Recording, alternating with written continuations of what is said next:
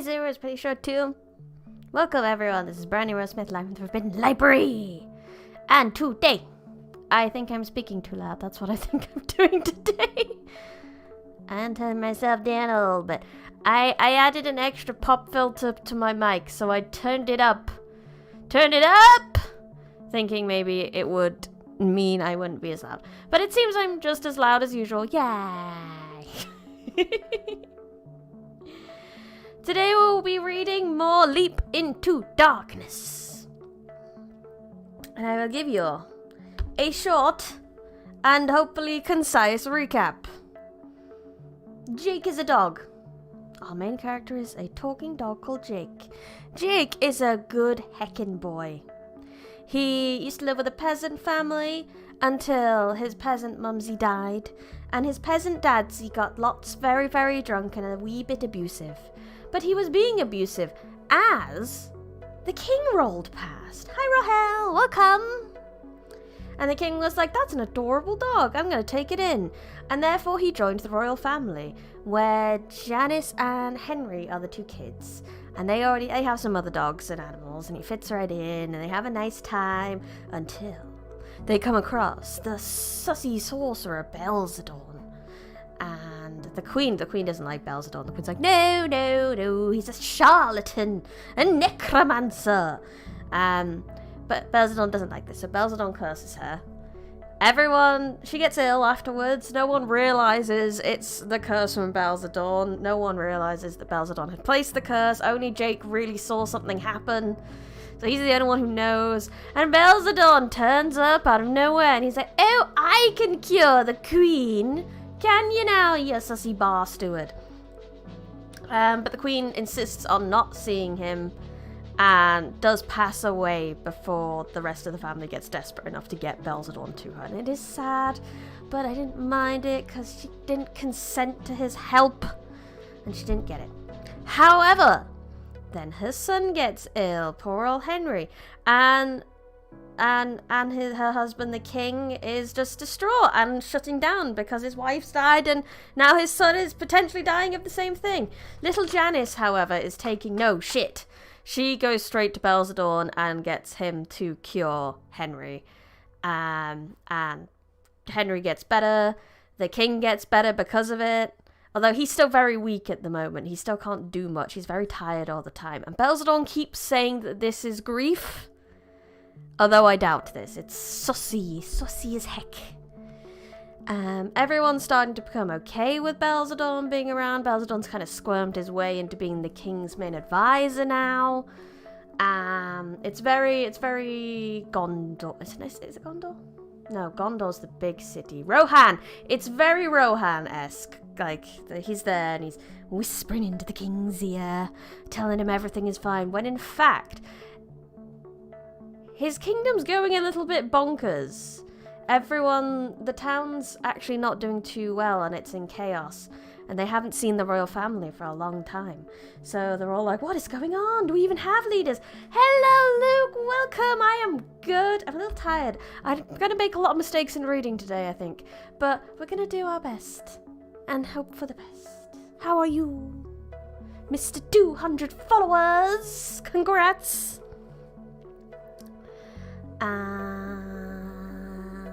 But Belzadon keeps telling the king it's fine. Meanwhile, Jake knows Belzadon is sussy as heck. But he was like, what do I do about it? No one believes me.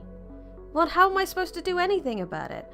And eventually, in the last chapter, found his resolve to finally do something about Belzadon. He's not sure who to talk to yet, but he's ready. He's ready. Our little boy is ready. And now we will find out what he plans to do and how he plans to save his little family. There's more, but that's the best explanation you get. I'll fill in more if I need to, because we're only halfway through this book. It's just crazy. So much has happened. But now, I take a small drink of cold brewed green tea. And we continue. Spoken in a strange tongue, Jake trudged along the drawbridge, heading away from the castle. Though the sky was clear once again, his thoughts were not. He had been in a miserable fog the past few days. Cold brew green tea! Cold green tea. It's good shit.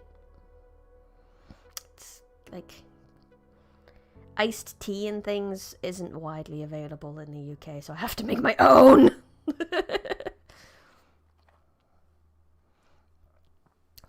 He had been in a miserable fog the past few days, still reeling from that episode in the King's withdrawing room.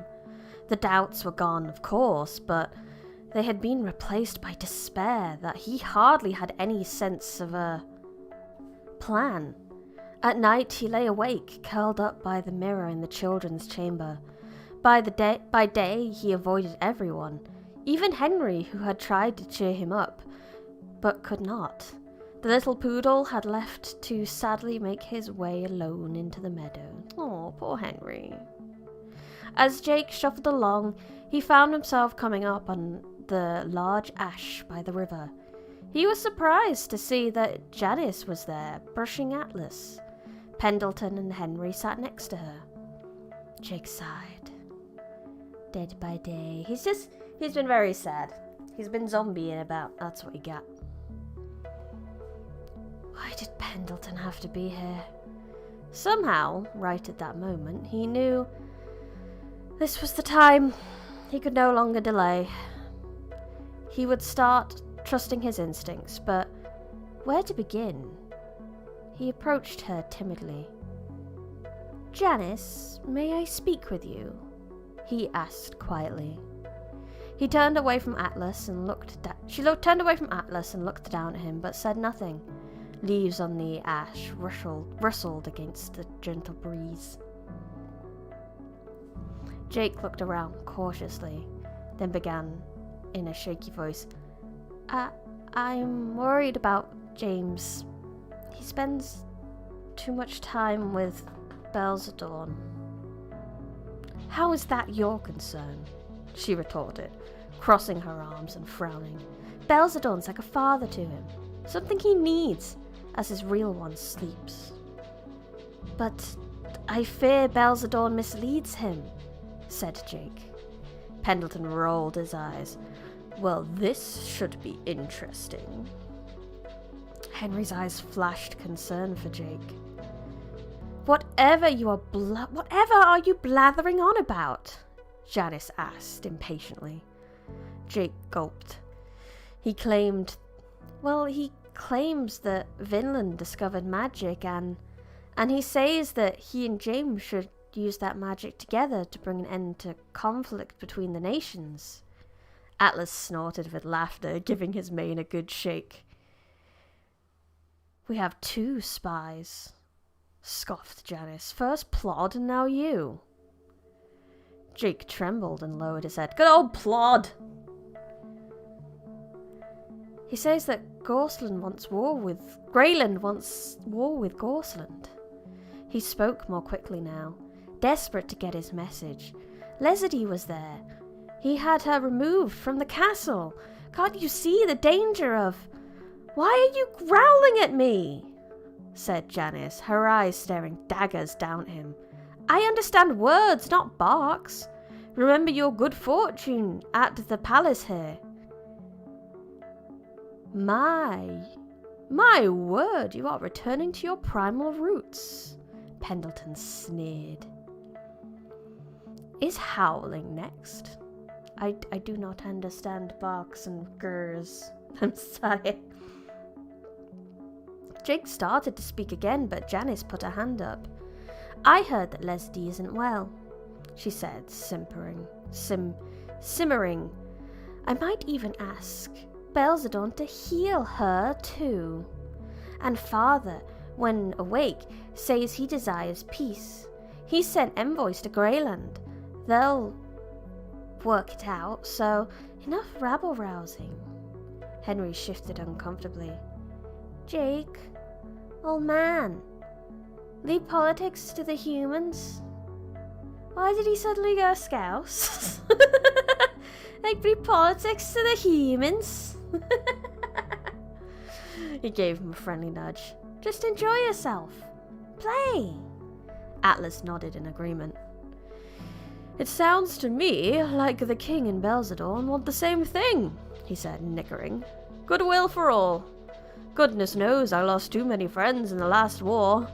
Be a good fellow and settle down. You're getting worked up. You're getting yourself worked up over nothing. This is gaslighting the book. It's terrible. Trigger warning, gaslighting. James had walked up while Atlas was speaking. What's all this idle chatter then? He patted the stallion's haunches. Oh, I said Henry was the prince, didn't I? I meant James was. Henry's the dog. I get those two names mixed up. Hello, Clint. Welcome. Did you ready my noble steed? He asked, winking at Janice. She scowled at him as he mounted Atlas. I will smite my enemies down, and Atlas will trample upon them until they comply, of course. He reached a hand down to her. Come on then, hop up. Don't be a grouch. As Janice settled behind James on Atlas, Jake jumped up and down, trying to get her attention. But what's become of the two lords? They haven't been seen in days. Isn't anyone concerned about...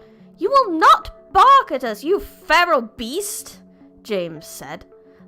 He looked back at Janice. He's treated me the same way of late. The ravings of a lunatic, wild yaps and snarls. It's so weird. Every time he says something like this, it gets translated as barks to them. Jake was in disbelief. Janice, please, you have to. Janice covered her ears. Stop the yelping. You should be happy here. What's wrong with you? Come, princess. They do know they're talking to a dog, but for some reason there seems to be a bit of a disconnect. When Jake gets really worked up, it comes out as like woofs, actual woofs, rather than words. I don't know what's going on. Either way, it's not good. It's not good. James said in a lordly voice, He's beneath you. Ride with me unto glory. Janice angrily swiped at tears and turned away from Jake. Pendleton watched them go, shaking his head. He sneered down at Jake. Anyone with a shred of intelligence would assume that the two lords committed treason. They're probably dining even now with Grayland's murderous son. He sauntered away towards the castle and looked back. Oh, Henry, don't be late for dinner. Jake? Well, never mind. Henry started to follow after Pendleton, hesitated, and then turned back to Jake. He gave him a gentle paw. Just lie low for a while. This'll blow over. It'll be like old times before you know it. Henry, now! Pendleton called back to him. Henry scampered off.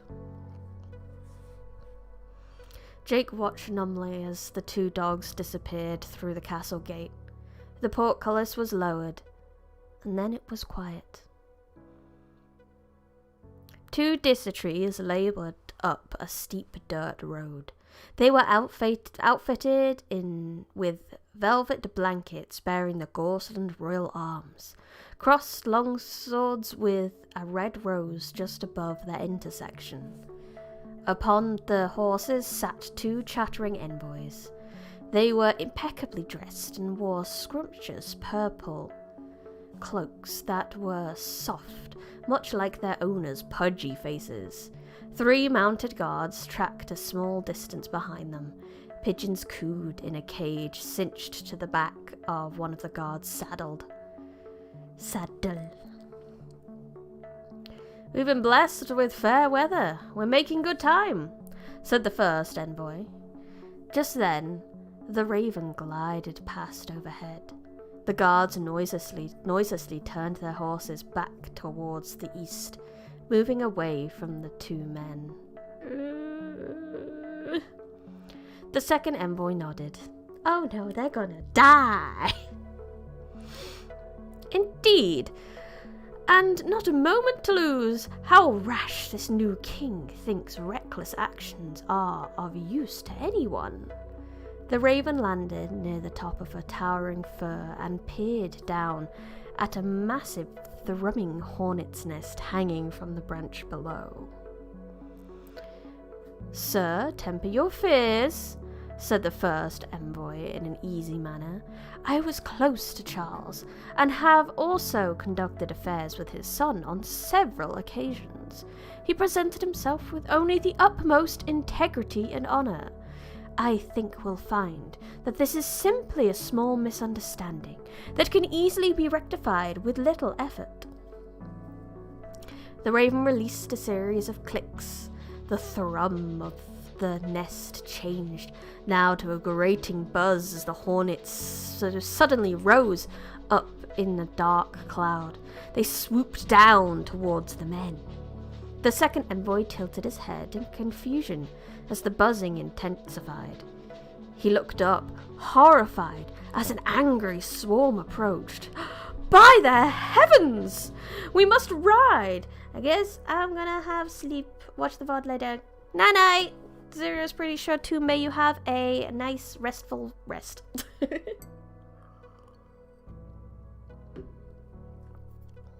He shrieked, but the hornets were already upon them, stinging horse and man. The horse... "Oi! Oi! Oi! Oi! Oi! Oi! Don't you start! Don't you start! Don't make me get that reverse Uno out again. Don't you dare. I have it ready. I'm hovering over the button as we speak." Frick. You made me do it. You made me do this! May your compliments be reversed Uno'd. Aha! You're wholesome. I win.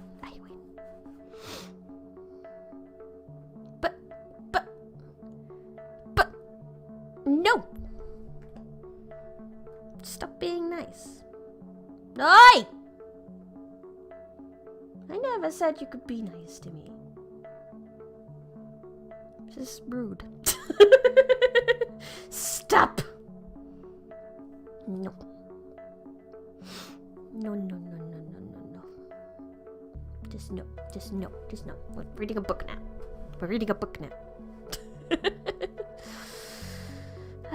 Where was I? The horses squealed and reared up. "No, stop!" "No, it's Master Emerald, stop it!"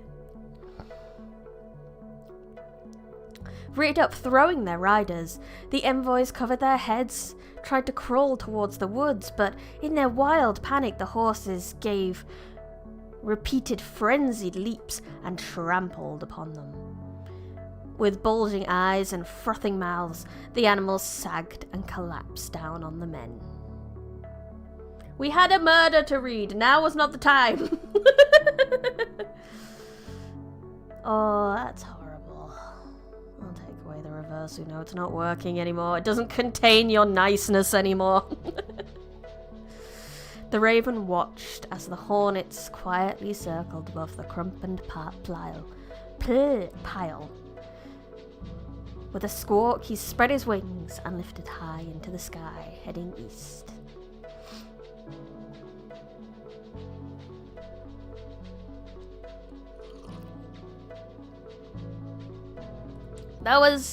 I don't think, it was about one nest's worth of hornets, so it probably wasn't as many as there needed to be. But I think it was scaring the horses that did it more than anything, because the horses were the ones that actually did the murder.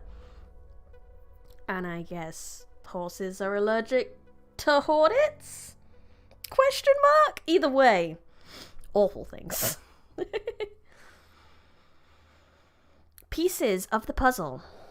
The king, again in a mumbling stupor, reclined in his chaise lounge. Belzadorn stood at the table, rubbing his hands along the hologons. Sir Baldwin loomed over the sorcerer, frowning down at the grey clouds that swirled behind the glass. Belzadorn carried the hologons over to the king. "Your Majesty, It saddens me to bring you troubling news yet again. The king struggled to open his puffy eyes. The sorcerer shook his head sadly. But it's been 3 days now, and no word back from the envoys bound for Greyland. As you know, it's not a long journey to that kingdom, and they carried with them our most reliable pigeons, yet no message has been brought home. He rubbed more viciously along the glass, but still it yielded only grey mist. Belzadorn pursed his lips. I cannot probe their condition. He placed the hologons on a nightmarish stand by the king's... not a nightmarish stand. Just a nightstand. Magically infused hornets, I see. It was the mage's plan all along. Yes, it was.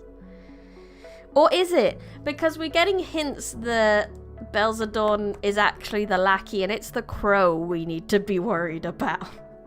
The crow is not the lackey here, it's the other way around. We must assume they've been murdered by Greyland's court security, which is a breach of protocol and an act of war. It's true, Your Majesty, said Sir Bolwyn with a sigh. The envoys are, as of yet, unaccounted for, but it's rash to conclude the worst of this situation. Give more time. Belzadorn turned on his heel and glared up at the tall, chiseled knight. Ooh, chiseled. Time? For what purpose? He rubbed quickly on the hologon as the king leaned towards it. Images stemmed forth from the clouds now. They showed a staggering number of knights brandishing swords and shields, mounted on restless chargers, and endless columns of grim-faced soldiers armed with pikes gathering outside of a grey fortress. The king's mouth hung open. He stared stupidly with crusted eyes. To allow Greyland to descend on Gorsland unchecked. Bro, they're not real images! Demanded the sorcerer, looking back at Sir Baldwin. The knight's eyes were wide as he studied the vast army already moving within the glass. He muttered, but could form no words. Belzadorn turned back to the king. Your Majesty, I brought you one option. Strike first, with all your might. Half your forces wait in ambush in the hills above the mines of Bentmore. The other half swings north to lay siege to their castle and king. He'll be undefended and unaware. Sir Baldwin snapped out of his shock. Reanimated, he moved quickly to the king's side. Who is this healer that gives counsel on the art of war?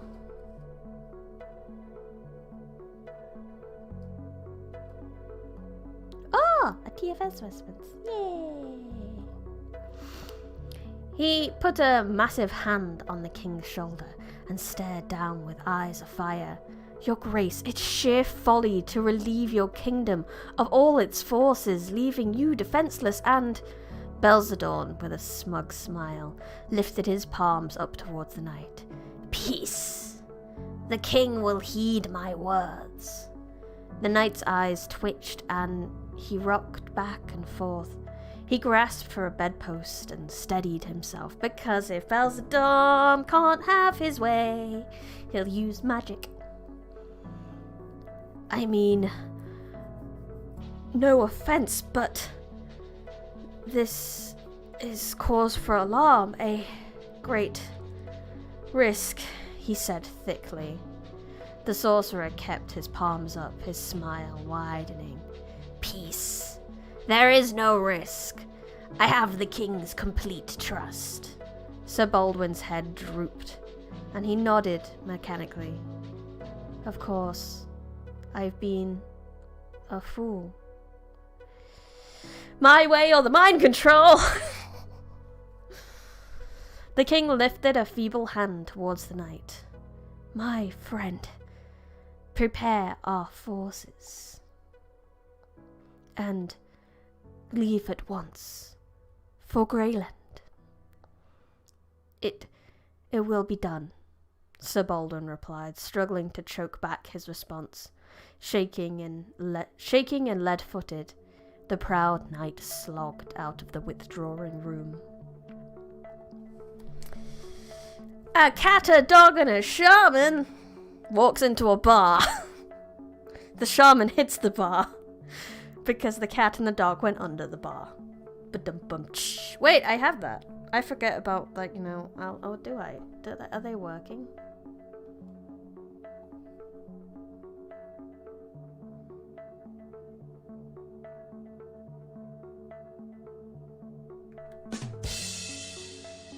I forgot about my own sound effects. Oh, if that's not on brand, what is? I have a sieve brain.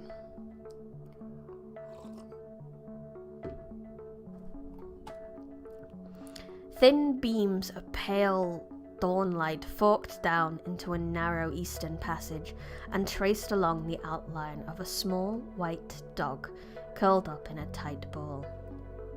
Yeah, comedy! The dog stirred as is twitched to the sound of pounding hooves, neighs, and to men shouting out crisp commands. The muddy bitchin cracked open his eyes, and with groggy, heavy movements crawled out of one of Digby's tunnels. Jake, oh no, he didn't even go inside to sleep! Jake, you sweetie beatie. Jake came up above ground near the ash tree and looked across a large grassy field. Astounded, he saw a huge assembly of horses, knights, squires, archers, bowmen, and soldiers milling about. Prancing hooves and heavy boots trampled on daisies and ripped up turf as the king's army busily prepared for the business of war. Elevated above the activity, Sir Baldwin mounted Atlas, looked down from a small knoll with eyes. He sat unsteadily, and his shoulders slumped. He received and slowly answered his lieutenants, giving them short, slurred instructions. They had to ask for clarifications more than once. Atlas, however, was a different story. Spirited and with his head lifted high, he shook his mane and pawed aggressively at the ground. Digby popped up out of the tunnel behind Jake, surprising him. He carried 3 tarts in his front paws. Ah, hey! Well, I was wondering why I couldn't see the light at the end of the tunnel, he said, chuckling. You were plugging it up. As Jake looked at the hedgehog with tired eyes, Lizzie fluttered down from the ash and landed near them. Jake, my goodness! How many nights have you been sleeping outdoors? You'll catch a chill, and you must be hungry. Right. Have a tart, said the hedgehog. I've got plenty to spare. It's easy pickings with Leslie out of the kitchen. The tarts are no longer safe with the witch gone. Jake sat down and took a big bite out of the tart. Lizzie looked at him with concern. You poor thing. You're starving. I'm all right, Jake replied with a weak smile. I've got some experience stretching a meal or 2 on occasion. Why aren't you in the castle with the children where you belong? The sparrow gently chided. They must be worried sick about you. Oh, I don't think they're losing any sleep, said Jake with a bitter laugh. I really put off Janice the other day.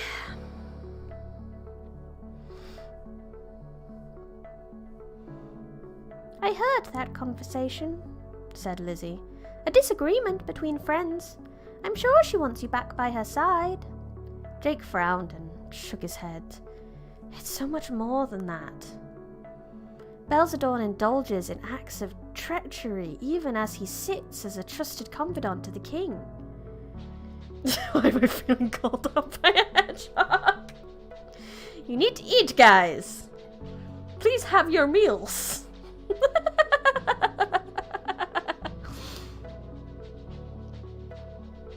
Jake frowned and shook his head. Yeah, wait.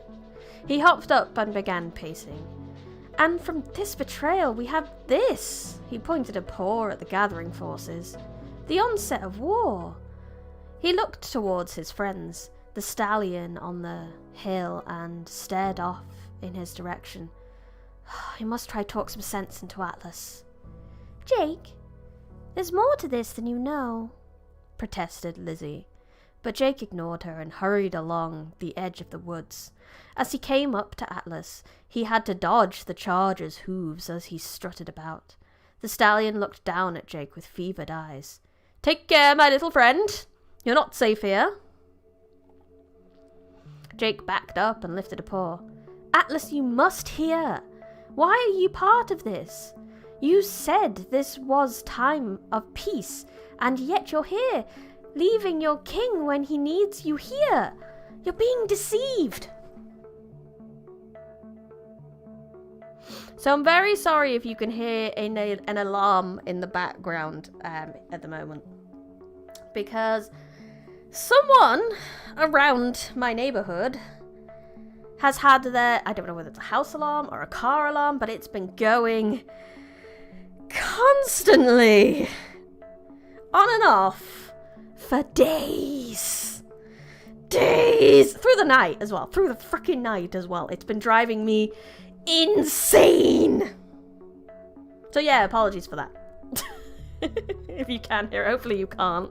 Hopefully my mic's not picking it up, but I just wanted to say just in case.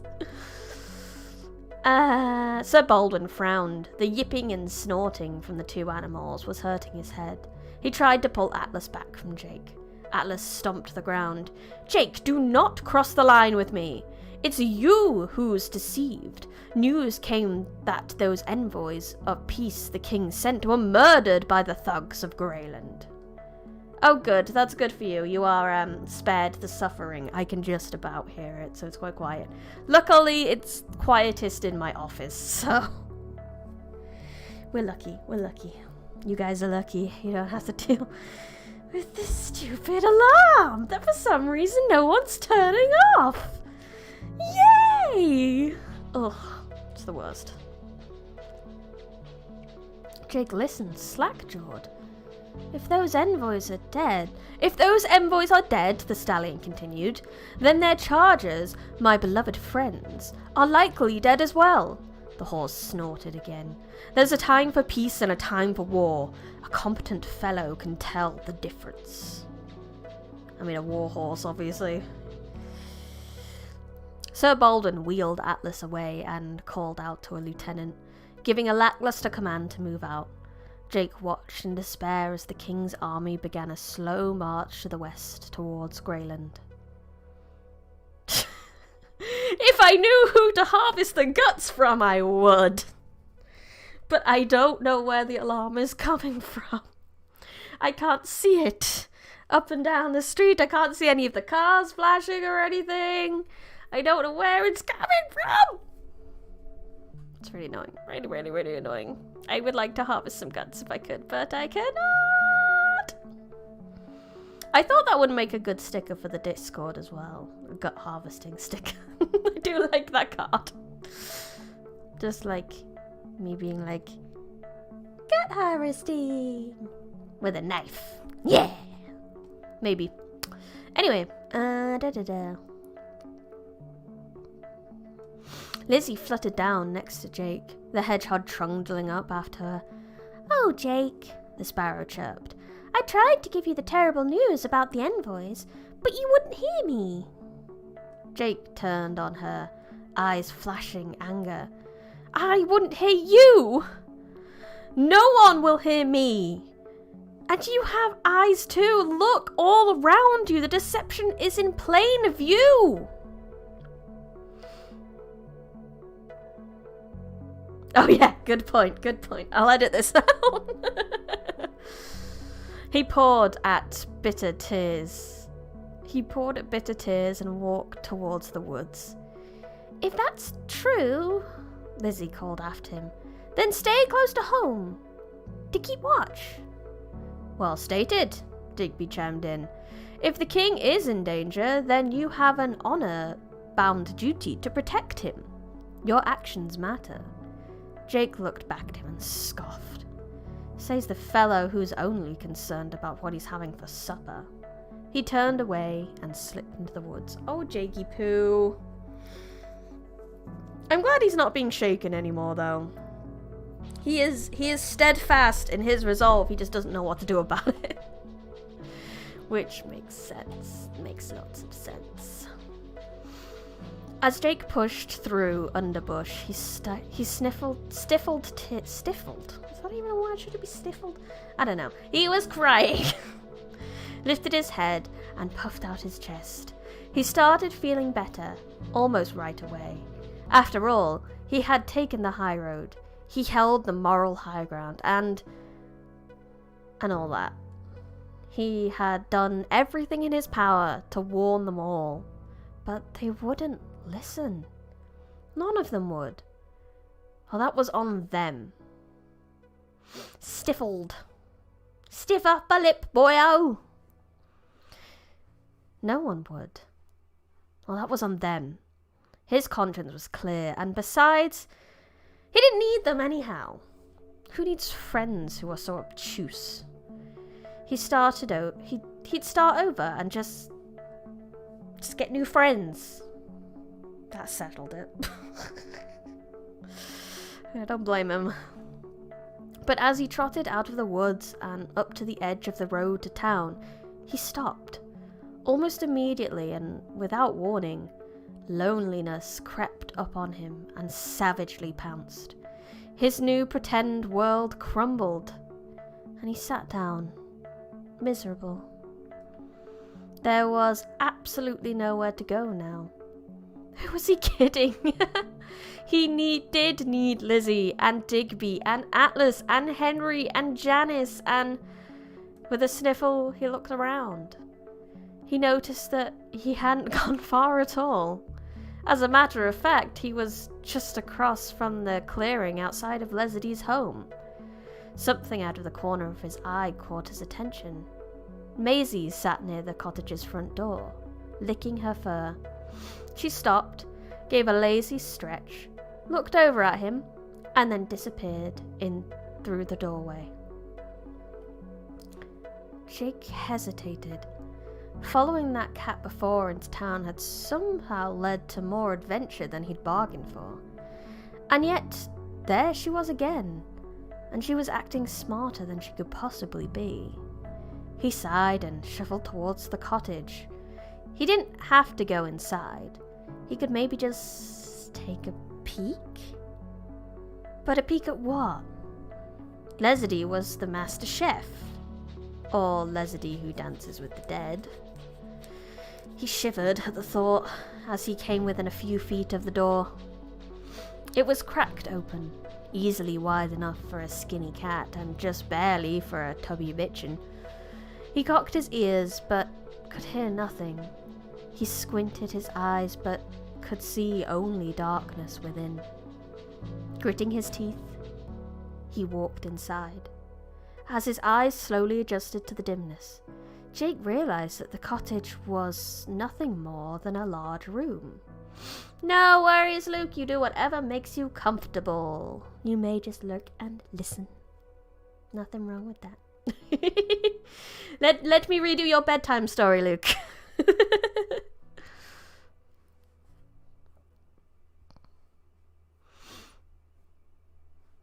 With dirt floor and hard mud walls and a small hearth with smouldering ashes in the corner.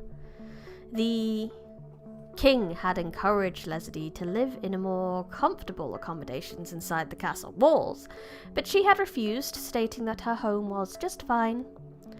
Jake looked over to his right. Fear clutched his heart.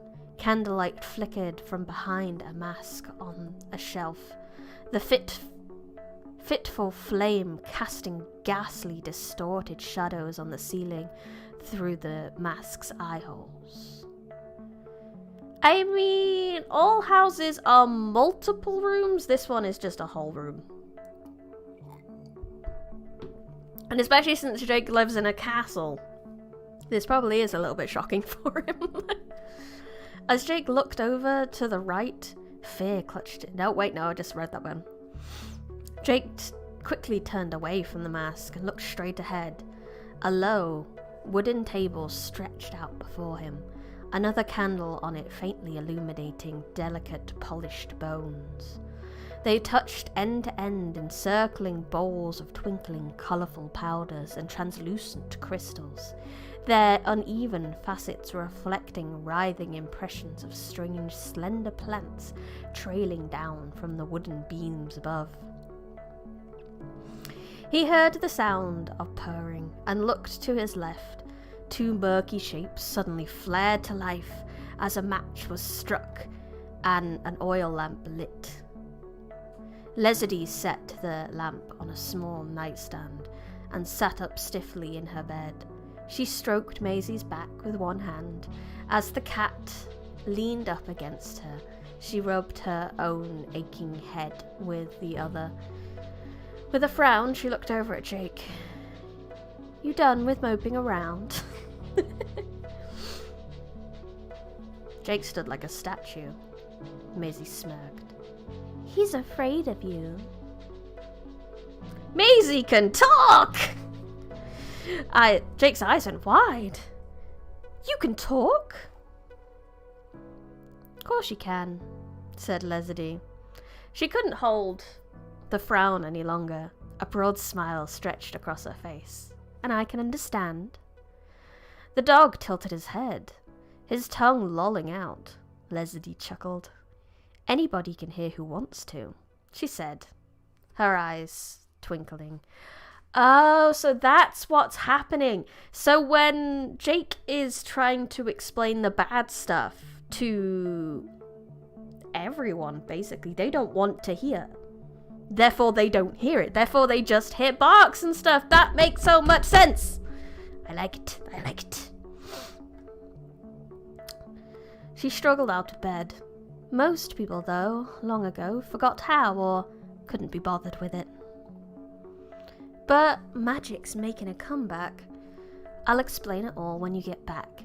We've got work to do. Leslie shuffled over to the table, plopped down on a wooden stool, and did a quick inspection. "Got everything I need, except one thing." She looked back at Jake. "You gotta get that for me. Not sure what it is, but you'll know it when you see it." "Oh, that's wonderfully specific, quest giver, thank you." Jake backed up a couple steps, sat down gingerly, and slowly put up a paw. "Go where? And why me?" Leslie reached for a glass vial on the corner of the table. "You're the one that has to get it. Sculptor said so. It'll get us out of the mess Belzadorn created." She pinched up some powder and rubbed it into the vial. "It's way bigger than him now. So go round up your friends and go home." A yellow point appears on the map. That would make it easier for this poor dog. Jake hopped up and walked in nervous circles. "I don't have any friends. Or a home." "Aw, poor pup," Leslie said, laughing. "You know who your friends are. One in particular thinks he's been forgotten." "Oh no, that would be Henry probably. Henry's not been forgotten." She reached up to a plant dangling above her and removed a few dry leaves, grinding them into the vial. "Go back to your cottage into the garden. Seek out the small spot that's barren and trust your instincts. The sculptor gave you a good nose for this business." Wait, does he mean Chris?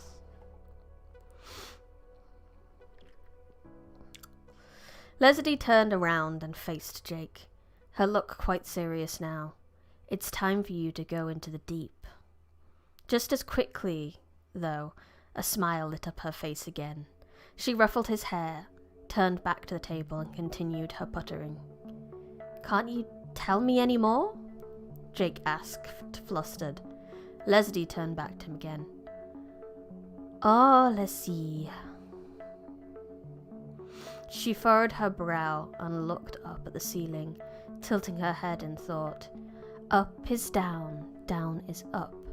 What you seek lies at the bottom, but sits at the top. She looked down at Jake. "And you can eat it." "You want me to eat it?" Jake asked. Maisie rolled around on the bed, giggling. "Heavens no, pup," replied Leslie with a belly laugh. "Just bring it back." She snatched a leather pouch from the table, pulled and looped up its drawstrings, and hung it around Jake's neck. "I'm pretty sure it'll fit in this." That's it!" Jake protested, completely taken aback. "No more enlightenment?" She shrugged. "I asked the ancestors, and this is all I got." She took Jake's head gently in her hands. "But they think you know enough." She looked past him at Maisie, who was already walking out the door. "You better go catch up to her. Don't want to lose her. She knows a thing or two. She was Belzadorn's cat!" "Maisie!" "Oh lordy, is she out for revenge? Did Belzadorn, kick her out in favour of the crow?"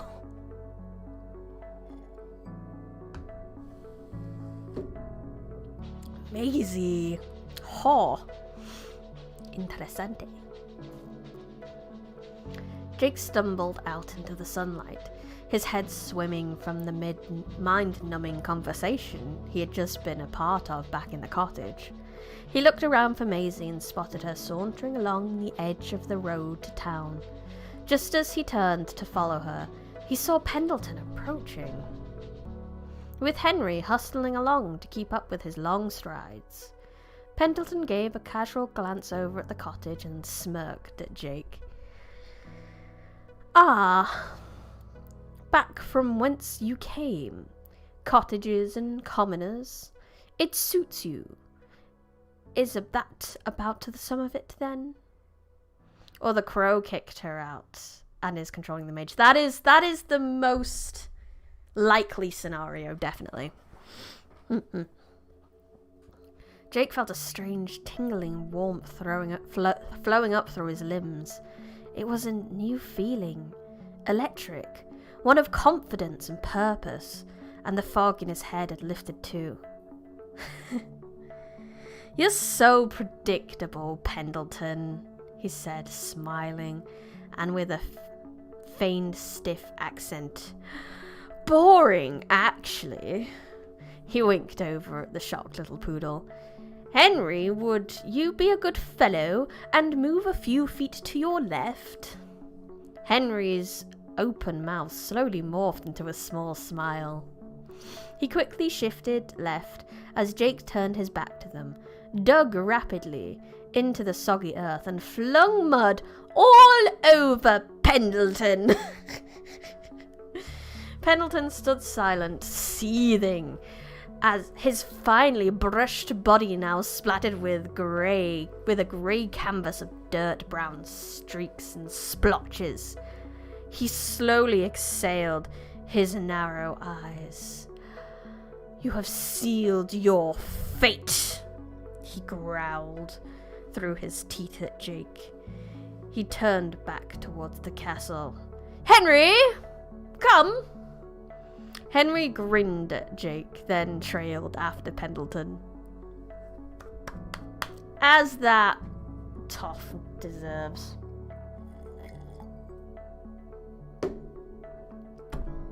Nice. A lovely day for a quest. Quest? I like quests. Quest time. Jake gave a small chuckle.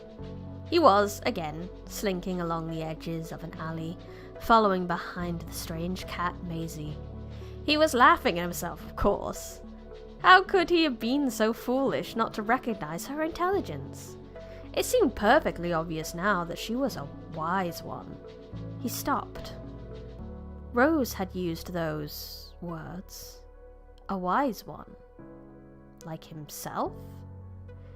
He didn't think he possessed any wisdom whatsoever. Leslie said Maisie had belonged to Belsadorn, so maybe the cat was wise, but in a different way. He shuddered at the thought. Henry, Lizzie, Digby, Atlas, and even Pendleton. They seemed quite clever too. But what about other animals, like the nameless birds and dogs and cats and cows and sheep and rabbits around the castle and the town?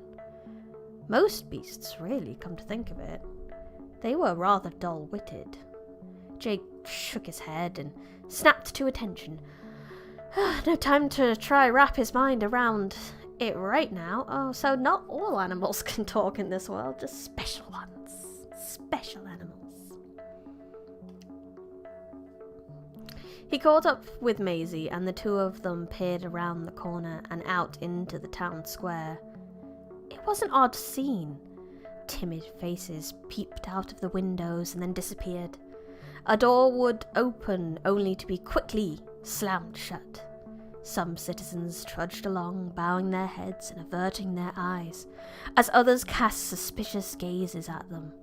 A woman close by gathered up her little ones, hustling them inside their modest home as a group of glaring men approached. Jake pulled back into an alley. He turned to whisper to Maisie, only to find that she was gone, and she had been replaced by Vincent, Nigel, and Winston. He's back. The chosen one. Vincent informed the hound and the bulldog. He turned and scowled at the bitchin. We already risked our necks if he wants to help you. The chosen one? Jake repeated. What's that even mean? The terrier wagged his head. Marked, and is too ignorant to perceive, he muttered. Why did you leave the king's side again? He asked Jake with a low growl. Are you betraying him too? Like all these fools in town you see around you? Jake looked around uneasily for Maisie. Where's your dignity? Vincent challenged. Nigel's eyes lit up. Wait! I don't know that word. Vince! Diggy! Digginy! Dignity!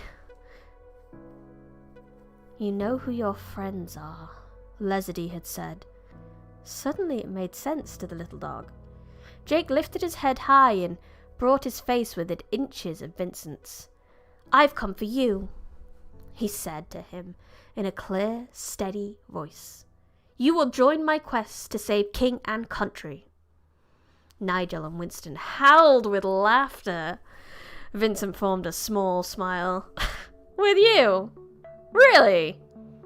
And me, said Maisie. She stepped in from behind them. Vincent was surprised.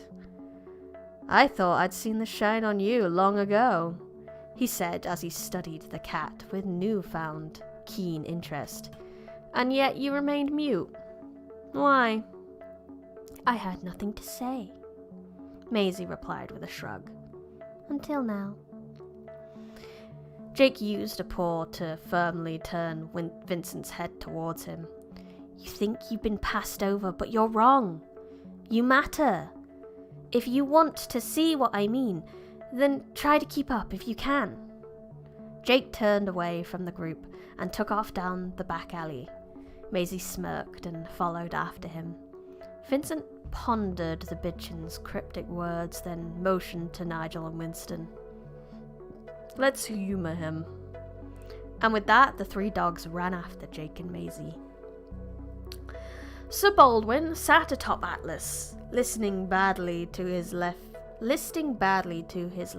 in the saddle, as he mumbled in garbled conversation with himself. His repetitious, demented words were annoying enough to the agitated stallion, but The unbearably slow walk west spurred Atlas to paw at the ground and lurch forward a few quick steps, only to be reined in again by the night. A young lieutenant with a square jaw pursed his lips and pulled his destrier up alongside them.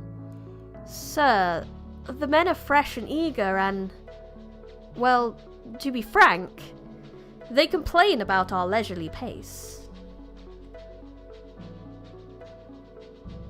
It's a bitchin'. It's a kind of dog.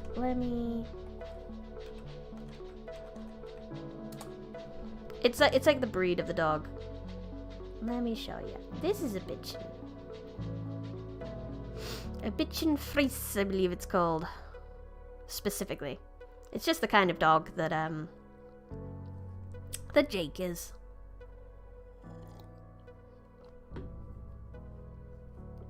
Look at how cute they are. This little baby's gonna save the world.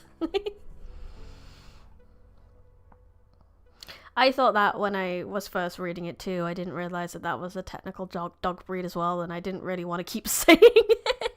But this is technically a kid's book. There is no swearing in here.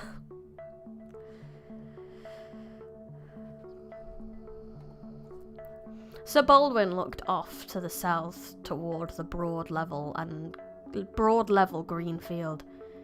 "We will stop here and set up camp," he said, forcing the words out. The lieutenant gave him an incredulous look. I'd like to think the slow pace and everything is actually Sir Baldwin still trying to fight whatever's happening to him. So he's trying to, at least push back, at least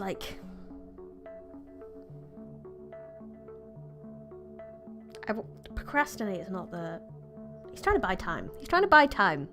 That's what I think he's doing. That's what I hope he's doing. The lieutenant gave him an incredulous, "Sir, begging your pardon, but stop here? We've barely covered 6 miles and the men can easily do 20.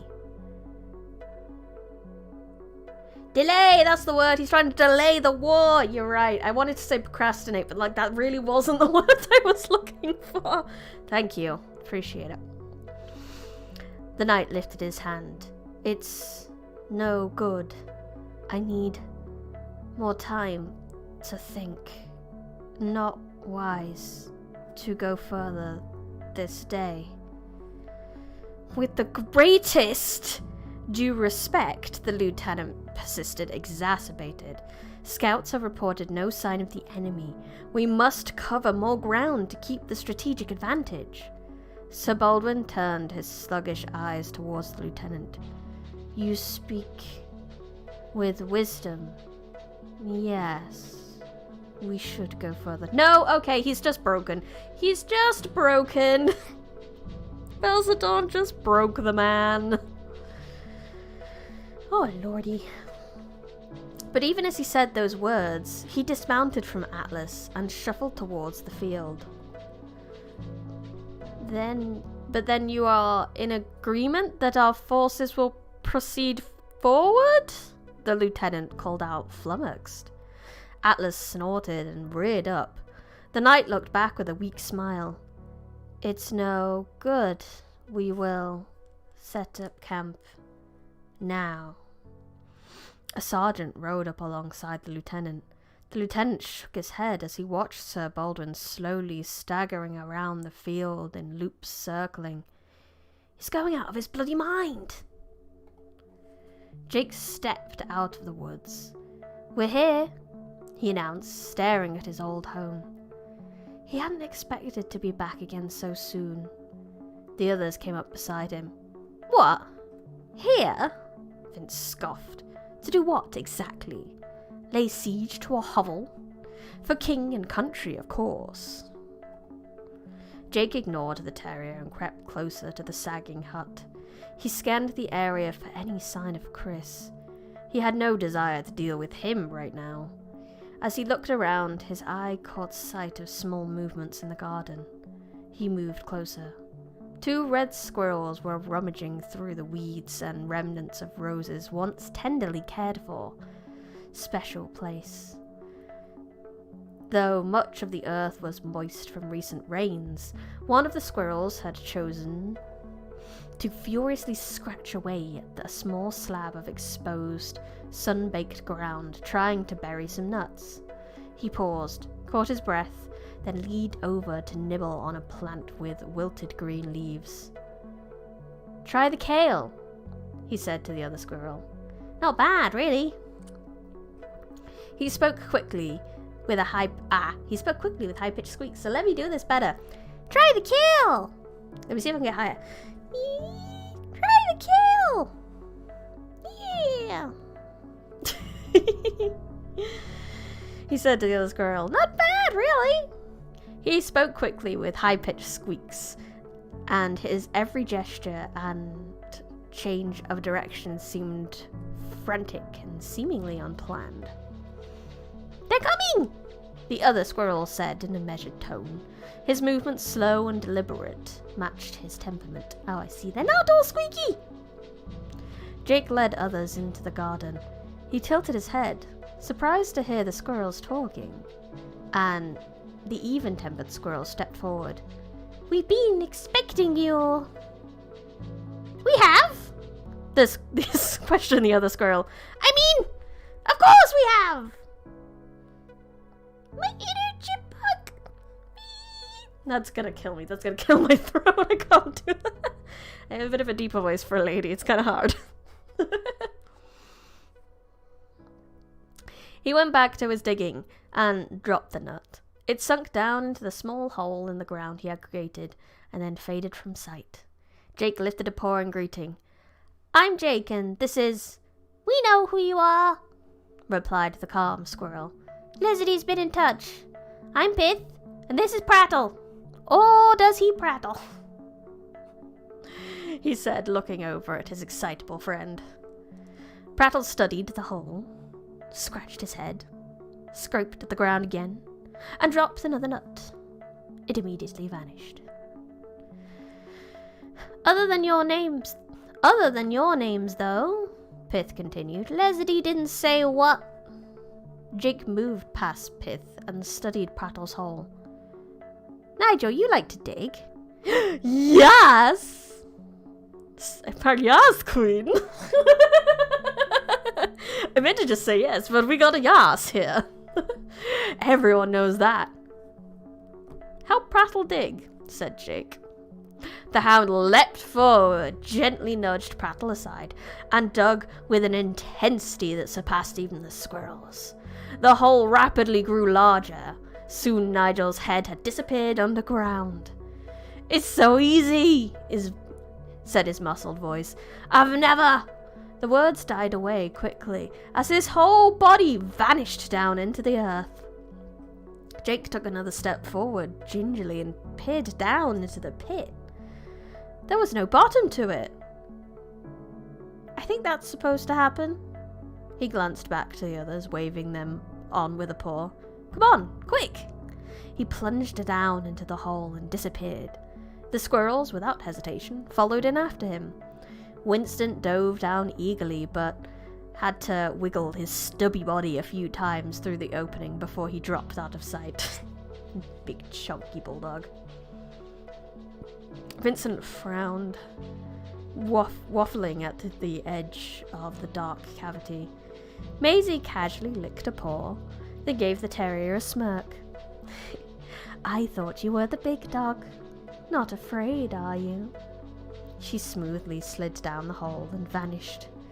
The terrier sighed, then headed in after her. Just as Vincent disappeared from sight, Chris stumbled upon his cottage, staggered in through the door, and closed it. Just missed them. Good.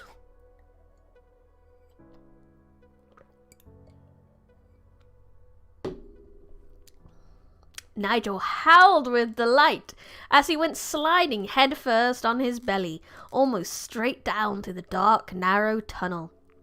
Jake was gaining on him, and the other animals were close behind, picking up speed as they shot through earthen spirals, twists and turns. While the hound was thoroughly enjoying his subterranean roller coaster, Prattle left a trail of chattering complaints as he turned head over heels over and over and over again, his little body soon becoming a compacted rolling ball of mud. Just as Jake tried to regain his footing and slow his descent, the floor of the tunnel dropped out from under him and the others. They plopped down one after another into the center of a vast, dimly lit cavern. Jake gave himself a good shake, scraped a clump of dirt off his nose, and looked around. Rising up out of the ground and hanging down from the cavern's cathedral-like ceiling were hundreds of softly glowing stalactites and stalagmites. They stretched out towards one another, a few here and there already joined together by thin fragile links. Scattered about the edges of the cavern, Jake could see what appeared to be the inky outlines of dozens of entrances to the tunnels, all of them arching up into the darkness. Now this is an adventure story. We got a dungeon! We got a party of animals and a dungeon. Sounds great. This is great. Is anyone hurt? Jake asked, his voice echoing off the chamber's distant walls. There were a few mumbles and groans. Jake glanced over to Maisie, who was gently batting at the Prattle dirt ball. Prattle the dirt ball. After a couple of more swats from the cat, the squirrel broke free from his mud cast and hopped around on his little legs. That's more like it. Forever grateful to you. That's more like it. Forever grateful to you and at your service, he said to the cat. The cave was silent, save the steady dripping of water. Vincent gave Jake an expectant look, but the bitchin shook his head. Well, I have no intention of remaining here, said the terrier. He glanced over at Nigel and sighed. The hound was circling. Nigel picked up what he must have thought to be his choice spot, and began digging. But despite his earnest attempts at excavation, only led to an ordinary hole. Nigel, why would you try to dig down into the bowels of this place again? Vincent asked, pointing a paw at the tunnels all around them, when we have plenty of options already. Vincent's voice trailed off as he watched Jake move away towards a small, narrow opening in the wall closest to them.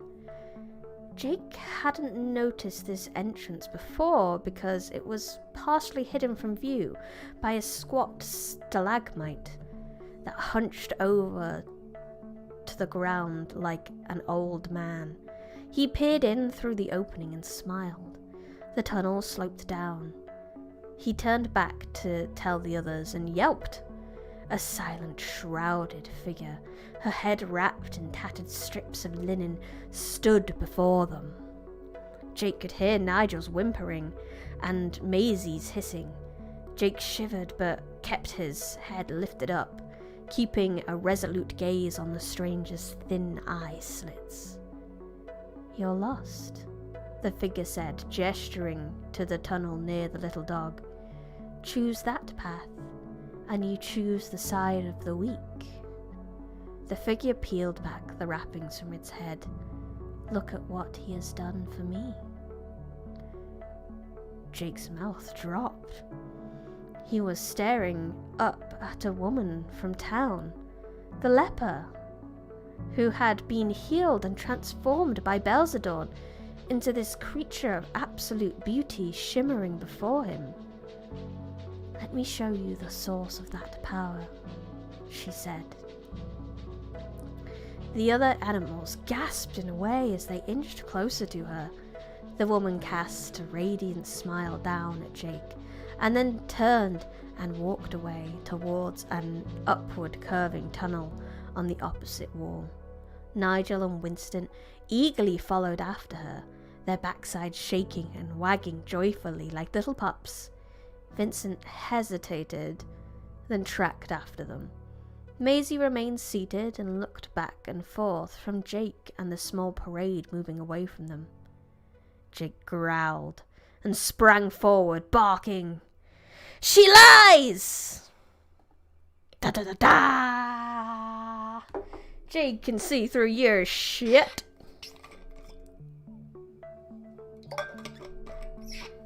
He ain't fooled by your prettiness. Chris sat slumped over the dusty table in his gloomy cottage. His hand tightly gripped the bottle of nearly drained spirits. Fractured sunlight slipped in through the tattered curtains and along the edges of the closed door. A steady, pencil-thin line of grey smoke rose straight up from the smouldering ashes in the fire pit to the hole in the roof. Chris lifted his head, took a swig from the bottle, and looked around the room with bloodshot eyes, searching for something. When he couldn't find it, he became frantic, jerking his head left and right until he spun himself around on his stool, toppled to the dirt floor and landed next to his loot leaning against the wall behind him. He reached out and ran a filthy hand gently down the worn fingerboard. He sat up, picked up the instrument, and strummed randomly on the lute's 3 remaining strings. Tears welled up in his eyes as he plucked a note and added a slurred word or two of a song from a fragmented memory. The line of smoke began to bend and curve on its path to the ceiling. There was a soft rushing, and a gentle breeze passed over him. He set the lute down and struggled to his feet. He listened. The room went silent. The line of smoke returned to its straight path upwards. All at once, a moaning wind forced its way through the wide cracks in the cottage's plaster. It swept across the floor and buffeted the walls as the line of smoke pulsed and bent left and right. He shivered, with wide, wild eyes scanned rapidly around the room. "Who's there? Got nothing you'd want?" He hunched over and feebly stretched trembling hands out in front of him and waited. A whispering voice carried along the currents of air spoke. "You know who I am. In your pain, you cry out to me." Chris jerked his head violently in all directions. I don't know you. Just want to be left alone." The voice gave a grating, scornful laugh. "You were invited to embrace me once, here in this room, but you chose instead to spurn that invitation, meddling in affairs you do not understand. You would be wise not to repeat that same error." "Foul spirit! Show yourself!" Chris said hoarsely, backing up against the wall. Ashes suddenly flared and swirled and were drawn together in the form of glowing red linen shroud in a growing red shroud that floated up above the fire pit. "No one hears you. No one values you," the shroud hissed, a worthless stain on humanity, cast aside as irredeemable. The phantom drifted closer to Chris. "Hi, Void Dweller! I think you're just in time for a potential murder." "I am your redemption. Take me into your empty soul, and on this very day, I will bring Rose home to you." Chris bowed his head and cried softly, sinking to his knees. As he lifted his shaking hands up to his ears, he was shocked to hear faint barking coming from somewhere far below the dirt. Jake? His voice cracked. She lies! Jake snarled again. The beautiful woman stopped. She stood silent. Then her back shuddered, and her body became a wobbling, blurred distortion. After a moment, her image reformed and solidified. She wore a simple peasant dress now, and long strands of strawberry blonde hair flowed down her back. She turned around. She slowly turned around. Rose stood before them. Jake trembled and then gave a little skip towards her. Rose, is that... I thought... Rose knelt down as he whimpered happily and nuzzled up against her, his eyes brimming. My sweet Jakey, how I have missed you, she said. And you are truly wise. I knew you would resist the deceptions of the dark. Joke's on you. I hear words from my head when I go to sleep. Anya. Clint, are you okay? She held his head up gently in her hands. You are ready. I know the item that you seek, she said, her eyes softly glowing red. I'll show you the way. She stood up, turned away from him, and headed back towards the upward curving tunnel. Jake choked back the sob, heaved in a breath, and bolted forward. He darted through Rose's legs, whirled around, and blocked her path. She lies, he said hoarsely through the sting of bitter tears. Oh, Jakey, he wanted that to be real so bad. What a soft boy. Soft. Literally soft, he's a dog. Chris lifted his head, rage suddenly surging within him. He lunged forward and grabbed up the bottle. You won't take me, though I'm deserving of your vile hand. With a crazed laugh, he hurled the bottle at the shroud.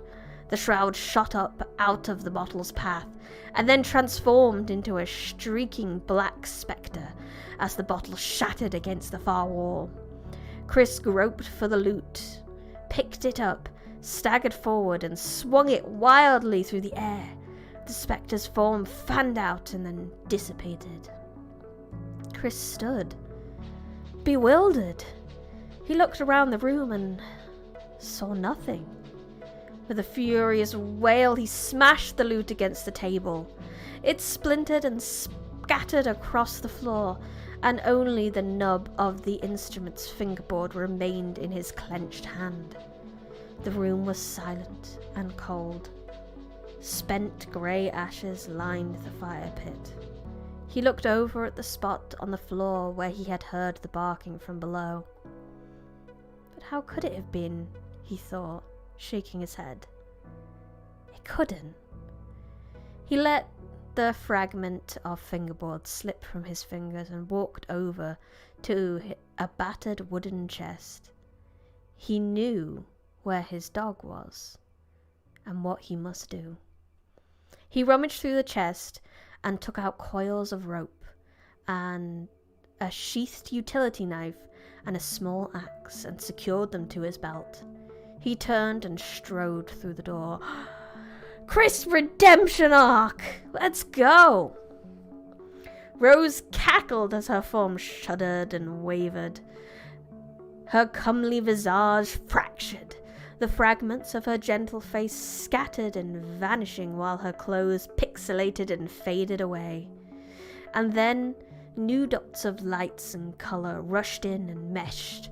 The figure again redefining and reforming itself, and what the animals saw now horrified them. A ghastly hag, her frame grotesquely bent and malformed, stood hunched over them, staring down at them through dark, empty eye sockets. Her rat's nest of silver hair with its wiry strands spiking out in all directions, only partly covered her misshapen head riddled with oozing sores. There was a horrid stench to her. It was like she had been stuffed away for years in a hole with rancid meats and curdling milk. As the hag turned her hollow gaze from one animal to the next, she ran a shaking, blistering tongue along jagged teeth blackened with rot. Ah, wonderful! Doesn't she look wonderful? Yay, new illustrations! So we got the burb and the creepy thing, and we're gonna have some zombie dogs next. Wonderful. Just what we need. Oh my god, you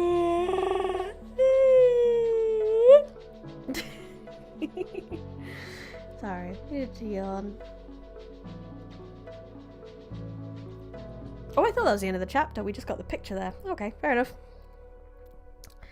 She slowly straightened her back, her bones creaking and her body swelling up as she drew in a long, wheezing breath.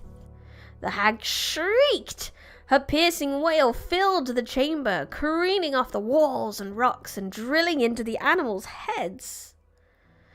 When my yawn was adorable, I do that a lot. I yawn a lot. That's why I made the tired emoji in the Discord, because it's my natural state.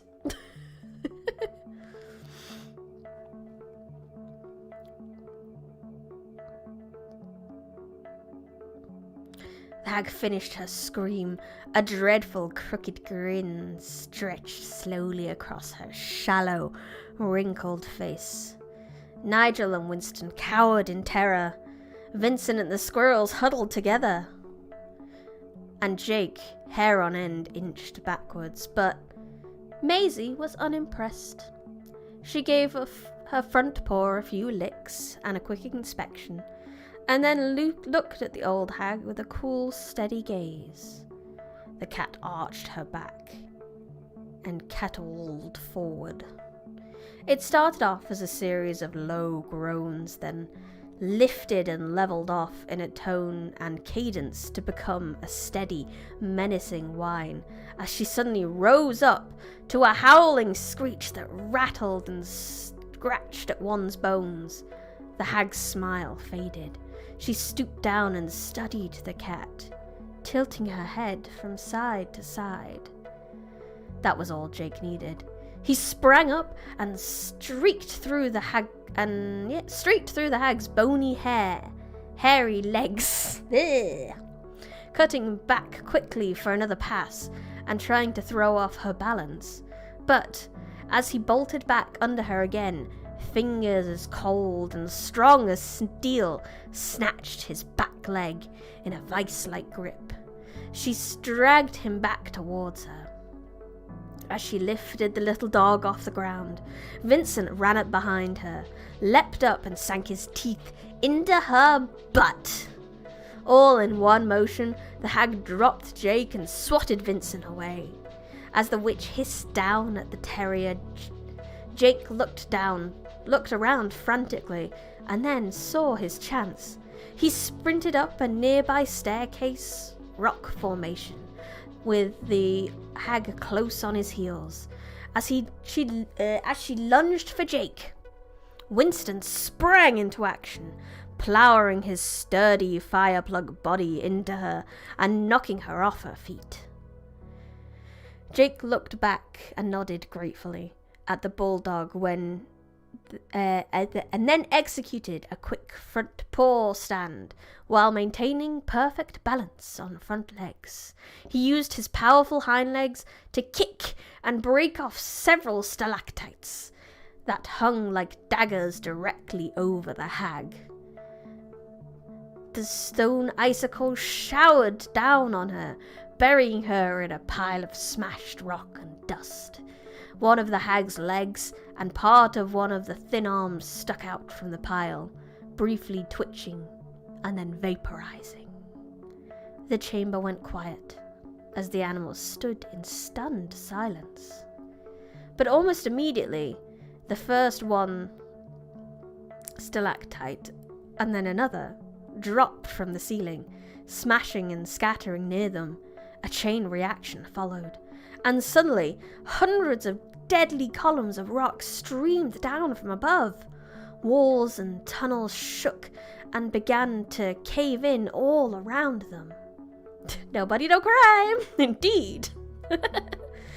As Jake dodged falling rocks and skipped over debris, he screwed up his eyes and peered through the dust. He saw the way out. "Over here!" he shouted back at the group. They followed quickly behind him as he dove through the narrow opening in the wall and immediately into another headfirst slide down, further into the deep. And I need a drink. Oh, I'm getting a wee sleepy. But it's getting good! Getting a full-on cave adventure with a party and a whole hag and everything. I like this. And we got Chris potentially coming to the rescue! I like it so much. Chris made his way across the yard and onto a well-worn muddy path to a cairn. A few of the stones had toppled off, but the stacked pile and were now scattered about. He knelt down, picked up a rock, and placed it carefully back into position. "Forgive me, Rosie. I failed you. And I failed Jake." He closed his eyes and ran his fingers through the dirt. But no more. As Jake shot down through the black shaft, one moment his body was scraping along the right side of the narrow tunnel wall, and the next instant it was dragging along the left side as the passage rapidly curved down to the left and then to the "Hello, Ultimate Dragon, welcome!" to the right, back and forth, but always down. As he plummeted, he scrambled and clawed at the muddy walls, but just when he thought he would never slow his descent, suddenly the tunnel widened, leveled off. He came gently to a rest, the other animals bumping and stacking up directly behind him. Jake blinked his eyes and found that he could see again. Just up ahead, he noticed that there were two torchlit passages, one off each side of their tunnel, both climbing up and away into eventual darkness. Two old bichons now appeared, thin and grizzled, and stiff in the joints. One emerged from each tunnel. Are we gonna have that whole, like, one of them tells a lie and one of them tells the truth? They sat down, each one apparently the rightful owner and guardian of their own passage, though they could hardly be described as dogs guarding anything, as their eyes were merry and twinkling. They seemed to have a truly cheerful disposition. The bitchin on the left spoke first. "My goodness, how you've grown up," she said to Jake, beaming with pride. She studied him with kind eyes. "But why are you taking your friends down into the abyss?" Jake frowned. "And who are you supposed to be?" "She's your mother, of course," replied the bitchin on the right, chuckling. "And I'm your father. Although I do suppose a wayward son couldn't be expected to immediately recognize his own flesh and blood." "Surprise family reunion," he added with a wink. Jake tilted his head. Maisie stopped licking her paw and gave Jake a questioning glance. "If you hadn't run off so soon, we could have raised you up with a little more sense," his mother continued. "Of course, as a pup, you were always getting into trouble." She sighed. "And here you are, at it again." She moved closer to Jake and smiled. "Follow me, dear. I'll keep you and your friends safe." "Don't listen to her. She's always been the know-it-all," said Jake's father, rolling his eyes. It's a wonder that we're still together after all these years. Look, son, forget her gibberish and take my tunnel. Now, this is definitely a twist on the one tells truth and the one tells lies. They're both your parents. Choose. This would be awful. Now hush, said Mother, scowling over at Father. You'll ruin it for everyone. One of her black eyes briefly flickered red. Jake narrowed his eyes, glaring at his parents. You'll have to do better than that. His mother smiled sadly and then crouched close to the ground as she inched towards him. Already her figure was shuddering and extending, and each of her eyes drifting and floating apart from one another. Oh god, that sounds awful. Jake turned back quickly to his friends. Follow me, now! Oh. In a single bound, he leapt over his mother and clamped onto a torch from her tunnel's entrance. With his teeth, he ran straight by the two passages, with his friends following close behind. As Jake looked back, he saw the two bitchins morph into growling, frothing hounds. But they weren't ordinary hounds. They stood twice as tall and on legs that were at once both and mangled, with strips of muscle missing chunks that had been gouged out. By what? Revealing grey bone, the growling beast's eyes smouldering a deep red orange, and thick strands of saliva stretched down their long yellow fangs. The hounds sprang forward at the same time, slammed into each other, regained their footing, and chased after the group. Hellhounds, or something along that variation. Wonderful! As the hellish canines gave pursuit, the main tunnel behind them shook and began to cave in, its collapsing walls rumbling and imploding towards them at a blistering rate even greater than their own bounding strides. And just as the fiend's snapping jaws were within snout's length of Winston's backside, the passage's flowing wave of destruction caught up with the hounds, the crushing weight of the earth from above crashing down onto them. Jake looked back again just in time to see the two howling beasts snuffed out in oblivion. But his relief was short-lived, as he realized that the tunnel collapse was gaining on them as well. He ran even faster, and they flew through the passage now, but putting some precious space between them and the roaring jackhammer pounding after them. All at once, though, Jake's flickering torch revealed a dead end, just ahead of them.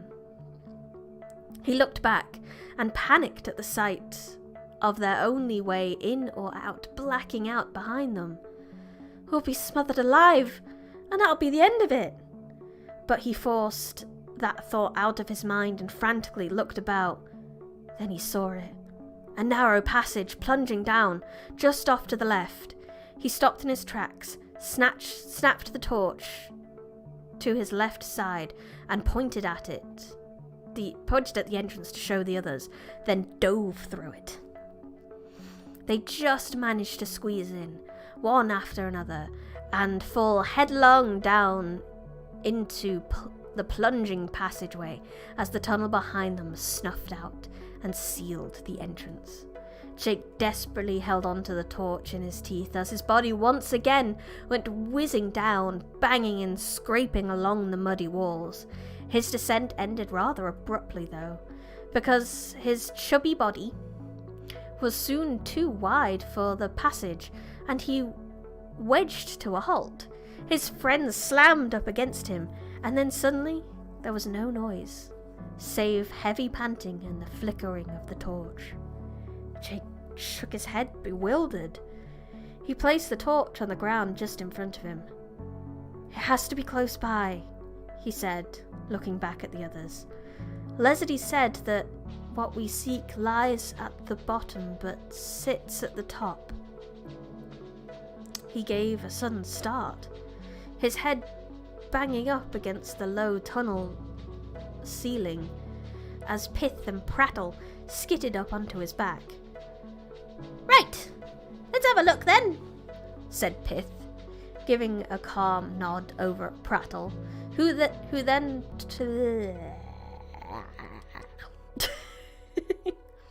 tongue's getting tied. And then to the dimly lit skinny passage before them. Its breadth and height seemed to diminish even more as it pulled away from them beyond the torchlight. "What? You want me to?" "Oh, fine." The squirrel scurried over Jake's head and squeezed down the tunnel ahead of them. At first there was only silence, but then they heard him rummaging about. He soon reappeared, plopping out of the narrow passage, with his mouth pouched with nuts. He cracked one open and then started nibbling on it. "Pretty good secret stash in here," he said, scattering the shell fragments on Jake's back. "Might go back for seconds." Pith knocked the nut to the ground. "You don't know where that's been," he said, shaking his head. He squinted over at Jake and took a small breath. "I apologize for stating the obvious," he said, coughing out dust. "But we don't have a lot of air left. Finding a way out would be useful." Jake nodded. What else had Leslie said to him? He squeezed his eyes shut and racked his brain, and came up with nothing. He shook his head sadly. Nowhere to go. No new ideas. He looked vacantly at Nigel. The dog was busily nosing around the ground. The hound snorted and then pawed at the dirt. "What's that wonderful smell?" he asked aloud. And then he dug in earnest. In the dimness, Jake could see thin lines of dirt filtering around and disappearing where Nigel was excavating. Vincent pressed up behind the hound, sighed the familiar sigh. "Nigel, can we go 2 minutes before you give in to that embarrassing urge to—" Jake's eyes widened. He might have found a way out. With great effort, Jake managed to push back against the wall and turned himself around, and then joined in on Nigel's digging. "We have to go further down." A hole had formed now, but it was filling back in as fast as the 2 dogs were clearing it out. The torch went out. "Uh-oh," mumbled Winston. "All hands, pause on deck," commanded Jake. "We need everyone to help." Even the cat? The cat's not too good at digging. They only dig a little bit to poop in, and that is it. The whole gang jammed up against one another in the pitch black, and the compressed mass of their bodies and limbs entangled and straddled one another, dug into the earth. Even Maisie helped out as she managed to slide her skinny body in, nearly flat on the ground under the others. "Ow! Your claws are sharp," somebody complained. "Those aren't my claws," said another. No sooner had they begun digging that they all broke through the ground at once, tumbling down and landing with plops onto a cool, spongy floor. Jake gratefully sucked in air and then looked around, squinting his eyes and twitching his nose. They were in a wide cave with a high ceiling, but there were no stalactites, no stalagmites this time. And there was a dampness and a strong musky smell that wrapped itself around them, probably given off by all sorts of odd-shaped fungi that were growing in scattered clumps on the moss-carpeted cavern floor. Jake looked over to the left side of the cave and was surprised to see an ancient, weathered tree in their midst. Near the base of its thick grey trunk were gnarled, leafless limbs that had twisted and entwined amongst each other, lifting away as a tight bundle into a narrow tunnel that had faint beams of sunlight filtering down through it. Nigel sniffed in the sweet, earthy air, snuffled along the ground, then made a sudden beeline for the tree. He snorted and pawed around its knotted roots, scratching and flinging up lumps of dirt and moss. "It's everywhere! They're everywhere!" he announced, joyfully nosing up several small, dark and bumpy truffles. Truffles? Oh, yummy.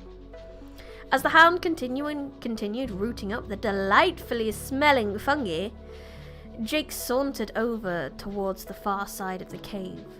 He almost missed it at first, but then noticed a short and squat tunnel just up ahead.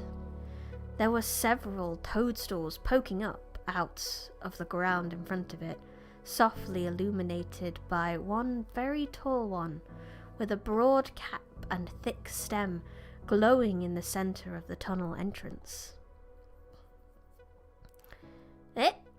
Jake came closer to look at the large toadstool. He heard Nigel let out a gleeful howl. "That's it! That's the one!" A truffle is a kind of food. It's a very well sought out after food. They used to use pigs to try find it. Pigs apparently have really good noses for truffles, and they are very expensive, or at least they were. I don't know if they're still in fashion, but they are an expensive sort of food. Very fancy fungi.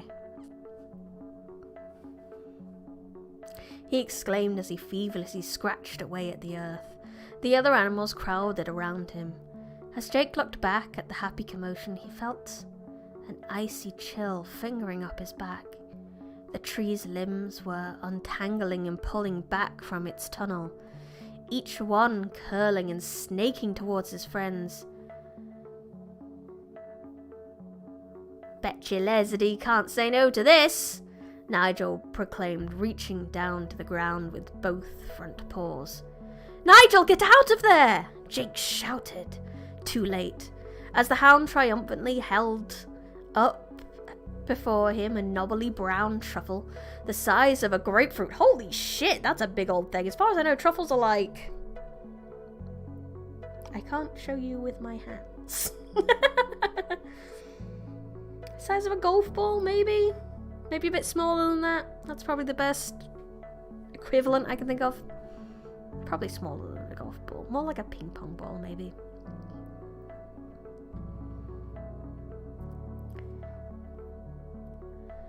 A long limb whipped over him and scooped him off the ground. Another branch snatched Winston up and held him high in the air close to the yowling hound. Jake sprinted over to the tree and vaulted towards Nigel, gripping the limb tightly with his front legs. As the branch flailed about, he sank his teeth into it and the limb uncurled, dropping the hound and flinging Jake back across the cavern floor. Ping pongs don't taste very good. No, but truffles apparently do. Anything I've had with truffles on, I've never really tasted the truffles, so I can't really say. Maisie, meanwhile, was furiously raking her claws up and down the massive trunk. Winston's branch dropped him on the ground with a heavy thud as it swatted Maisie away. All at once, though, the limbs went still. The cave was silent, and the tree groaned. The animals froze in their tracks, startled as the deep, deafening moan rattled their teeth and shook the walls. The tree shuddered and swayed. It stretched out its limbs, shook itself from its base, up through its spurs, and to the top of its thinnest branch, and then violently uprooted itself from the ground. Oh no, it's an ant! Ah! Nigel and Winston stood wide-eyed in shock as the massive tree stomped towards them. Jake nodded at Vincent.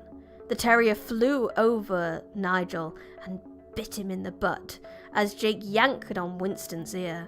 The hound and bulldog snapped out of their trances, yelping as they just barely dodged the trees' thick, twisted roots trampling down on them. This one's for you. They are barking up the wrong tree. Wonderful, Void Dweller, wonderful. Down is up, follow me! Jake commanded the group as he rushed towards the tunnel on the opposite side of the cavern. As the others followed after him, the floor started to collapse behind them as heavy chunks of the cave ceiling gave way. Oh lordy, that collapsing is really following them. Jake yanked up the glowing toadstool with his teeth and plunged down into the tunnel. More sliding! They're really going to end up in the Earth's core at this point, aren't they? This is also a long chapter. Holy duck. With the soft glow of Jake's toadstool feebly lighting their way, the animals were certain that they were in for another wild, dark ride down into the depths of the earth, but this latest descent was over almost before it even started. Oh, thank God.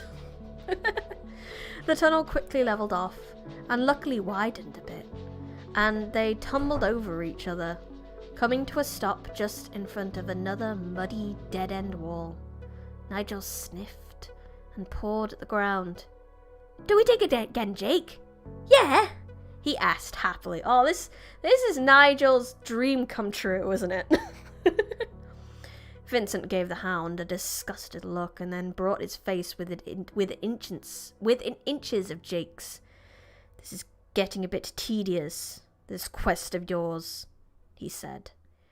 Jake mumbled through the toadstool clenched in his teeth and then, wide-eyed, snapped his head towards the roaring approach of the collapsing cave system. In the name of the sculptor, Vincent seethed at him. You're the one, remember? Do something! He is the one.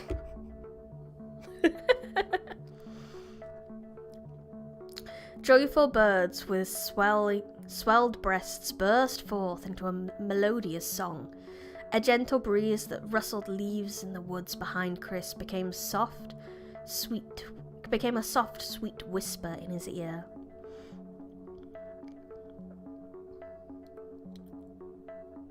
Jake is in fact a dog. Yes. Jake is everyone in that little group. And we've got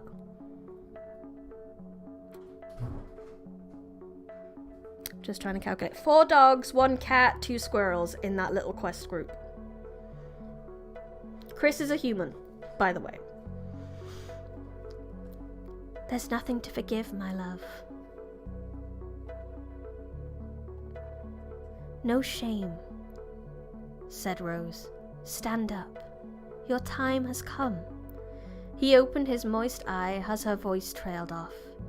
He smiled and leaned a bluebell up against her cairn.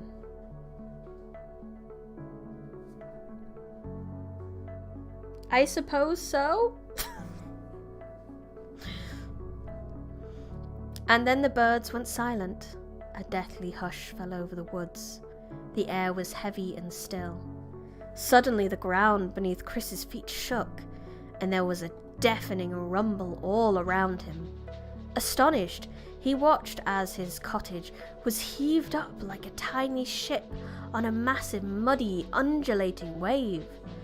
The huge earthen swell curled and crested, drawing the garden up towards the pitiful hovel, and then all at once the brown mass collapsed upon itself. The house, the garden, everything Chris had ever known was sucked down into a gaping chasm. The huge pit sealed itself as quickly as it had opened. He lingered only for a moment, pursing his lips and nodding at the empty, barren plot where his home had been, and then turned and strode into the woods. He took that surprisingly well. Dawnlight filtered through a small window and splintered out into a prism of colours that danced across Lesady as she stretched and sat up in bed. She smiled, enjoying the morning song of the birds in the trees near her cottage, and then grasped the chicken bone necklace around her neck. She started softly chanting. One second, I need to blow my nose. I'm going to mute myself because it's gross.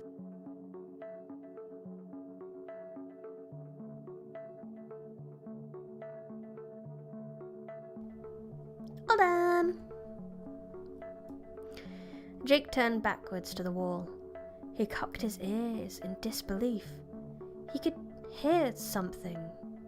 Or someone. A muffled voice that was melodic and soothing. He dropped the toadstool into his leather pouch and smiled. Now we go straight, he said, digging into the wall. Yes! Howled Nigel, springing up beside Jake and happily clawing away. What would we do without Nigel? Vincent sighed and shook his head as he and the others joined in. And unfortunately, I'm going to have to stop it there, which is really annoying because we're in a very good bit and I'm really annoyed to have to end it there, but we're getting to the end of my stream time. I cannot be doing another chapter. That was a really long chapter, but it was a very good chapter. We had a very classic adventure there. I like it. I like it. We got through a good 20% as well. A good 20% of the book already. Whew. So probably only means about 2 more streams of this book, which means I need to get the next one lined up already.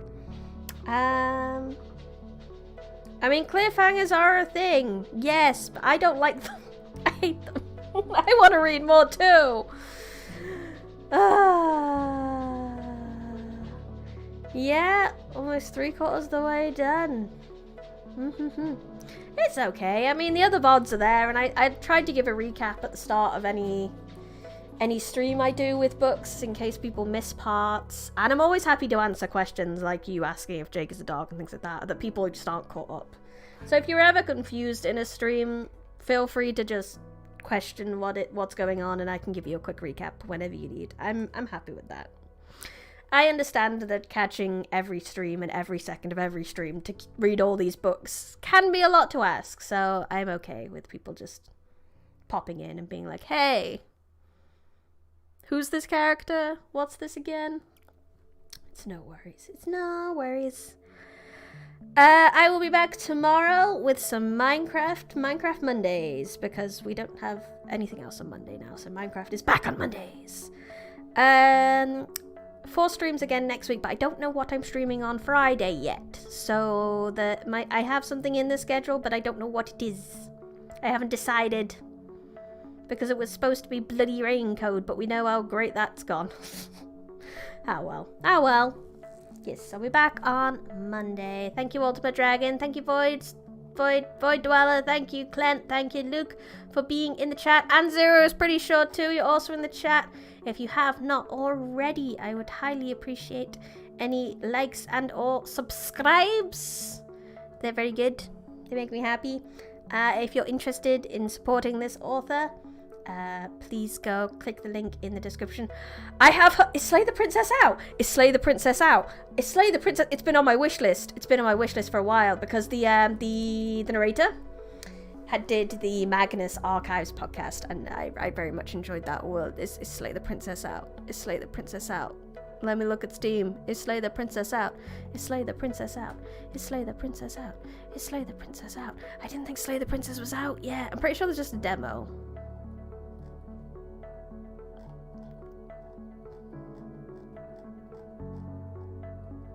No, it's not out yet. Don't tease me like that, Clint. There is a demo.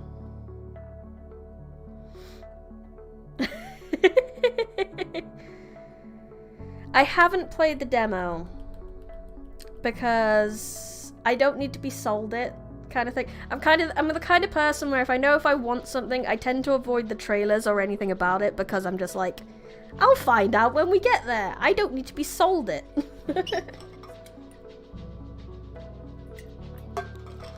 So that's definitely the one I want to play, but obviously I don't own it because it's not out. So yeah. I might put some options on the community page / the Discord of things that I was... Yeah, I don't mind a bit of spoops like that. I think it's jump scare stuff that really kills me, like Jump Scare Mansion, for example. But things like Ruiner's very horror-y, but it's more like psychologically horror-y, and I think The Princess is going to be the same thing. If you read a book in a game, does that count towards your 10,000? I don't know. I thought about it. And I thought about trying to play something like Genshin and things like that have books you can pick up in-game to read and then count them. It's hard to do my 1,000 book playlist with that, mind you, so I'm not sure if it does count. But I think it should. Because I need to get out of it at some point.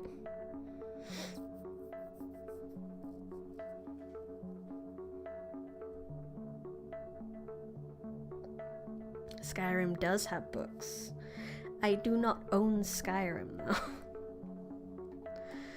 Not that it would be expensive. It's probably on sale right now. I mean, we've got the Steam sale right now, haven't we? But one of the things I was thinking about was maybe Near Replicant. That's got a magical book.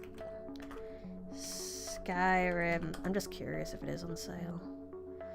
Yeah, the special edition is under a tenner right now. That's tempting. When is Skyrim not on sale? Good point. Yeah, options are Near Replicant, but I was also thinking maybe something a bit shorter. There's also Harvestella. I don't know if anyone's interested in that one. Because that's something on my list that I've been wanting to play for a long time. I could also play some Honkai, since that update's coming out soon, Honkai Star Rail. But we'll see. I'll probably put up a vote on the community tab at some point.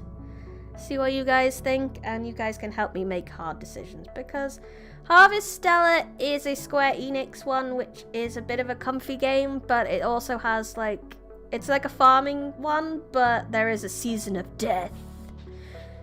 I looked at Limbus Company. I was kind of interested in Limbus Company, but one, I probably shouldn't completely specialize in